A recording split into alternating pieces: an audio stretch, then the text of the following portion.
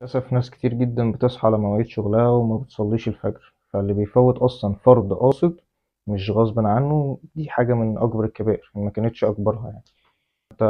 مش هتخسر حاجة لما تصحى الفجر.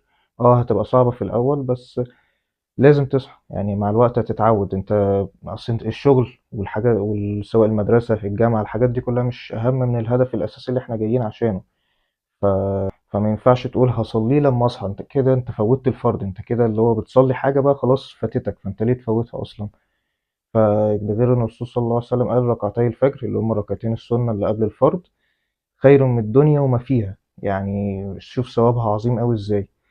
فانت تخيل كده لو اساسا مديرك في الشغل، ولله المثل الاعلى طبعا، قال لك انا هديك 2000 دولار في اليوم لو انت صحيت لي في الميعاد ده، عملت شويه حاجات كده اطلبها منك، هتصحى من النجمه. فما بالك بقى خير من الدنيا وما فيها اصلا، واللي احنا الهدف اللي احنا جايين عشانه. لايك وشير عشان غيرك يستفيد.